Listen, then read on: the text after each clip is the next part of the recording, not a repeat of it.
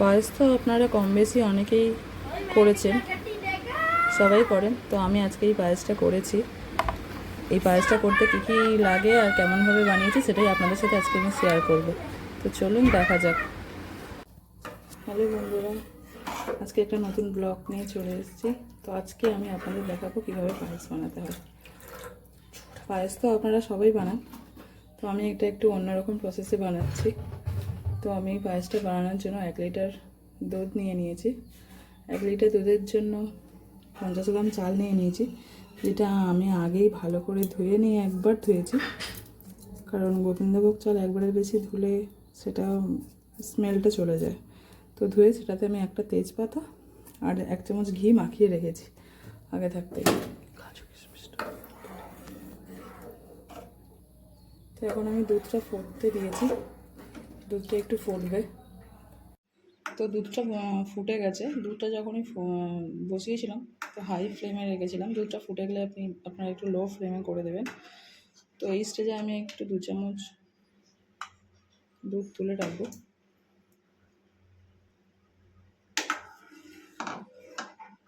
তো এটা আরও একটু ফুটবে, ফুটে একটু চিটচিট ভাব আসবে, সেই স্টেজে আমি চালটা দেব। আর এটার জন্য আমি নিয়েছি, যেহেতু 50 গ্রাম চাল, তার জন্য আমি 200 গ্রাম চিনি নিয়েছি। আর কাজু আমি আগে থাকতে কাজু আর কিশমিশটা একবার ধুয়ে নিয়েছি ভালো করে। ধুয়ে এটা আমি জলে ভিজিয়ে রেখেছি যাতে একটু ফুলে ওঠে। তো এটা আমি লাস্টে যেটা ভাজবো সেটাও আমি আপনাদের সাথে শেয়ার করব। তো আমি যে দুধটা তুলে রেখেছিলাম ওতে আমি এই প্যাকেটটা 6 টাকা প্যাকেট।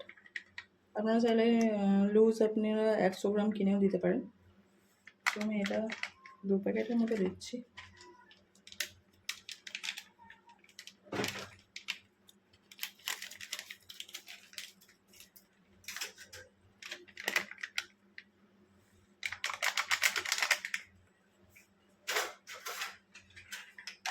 তো এটা ভালো করে ফেটে রাখবো। এটাও কখন দেবো সেটাও আপনাদের সাথে শেয়ার করব। এটা ভালো করে মিক্স করতে হবে যাতে ভালো করে গুলে যায়।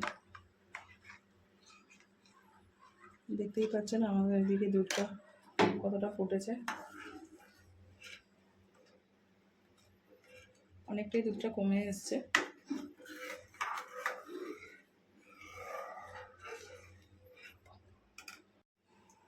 তো দুধটা অনেকটাই কমে এসছে ফুটে। তো এই স্টেজে আমি চালটা দিয়ে দেবো, যেটা আমি আগে থাকতেই ধুয়ে ঘি মাখিয়ে রেখেছিলাম। ঘিটা মাখিয়ে এই জন্যই রাখি যাতে লেগে না যায়। চালটা যখন ফুটে যাবে এটা লেগে না যায় একে অপরের সাথে। তো আপনারা দেখুন অনেকটাই ফুটেছে, অনেকক্ষণ ধরেই ফুটছে। চালটা দেওয়ার পর অনেকটাই হয়ে এসছে। তো এই স্টেজে আমি যে দুধটা আগে থাকতেই আমি গুলে রেখেছিলাম এটা আমি দিয়ে দেবো এতে।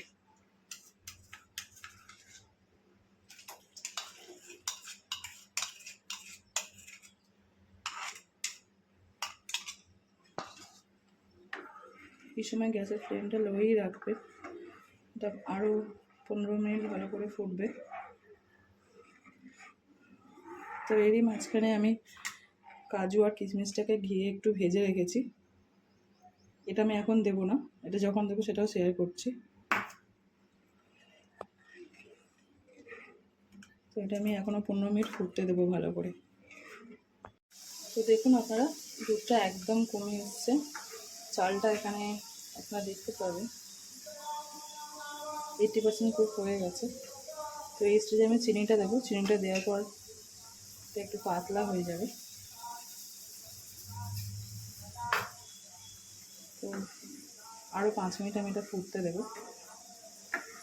চিনিটা ভালো করে গলে গিয়ে আরও 5টা মিনিট আমি এটাকে ভালো করে ফুটতে দেবো।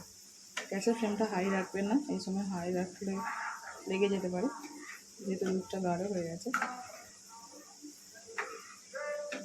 মিডিয়াম রাখবেন।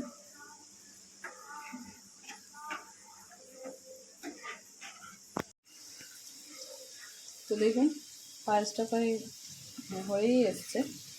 হয়ে এসছে বলে একটা ভুল, হয়েই গেছে। দেখতে পাচ্ছেন আপনারা এটা কতটা ঘন হয়ে গেছে। আপনাদের যদি এটা পাতলাও মনে হয় তো এটা ঠান্ডা হলে এটা বসে যাবে। তো এই স্টেজে আমি যেটা আমি ঘি দিয়ে ভেজে রেখেছিলাম কাজু আর কিশমিশটা, এটা আমি দিয়ে দেবো। এটা দিয়ে আমি ফোটাবো না, জাস্ট 1 মিনিট ফুটলেই আমি নিভিয়ে দেবো, কারণ বেশি ফোটালে কিশমিশ টক হতে পারে, তো সেটাতে দুধ কেটে যেতে পারে, টক ব্যাপারটা চলে আসতে পারে। তো সেই জন্য আমি জাস্ট একটুখানি এটা ফুটিয়ে নেব।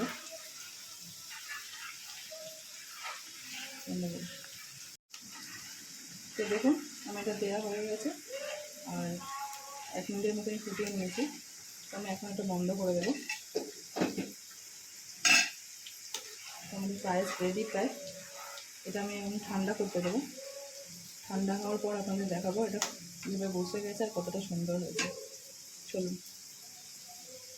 তো দেখুন বন্ধুরা, পায়েসটা কতটা ঘন হয়ে গেছে। আমি তখন বললাম না যে পাতলা হয়ে গেলেও ঠান্ডা হলে বসে যাবে, তো বসে গেছে। এটা আমি এখানে তুলে দেখাচ্ছি।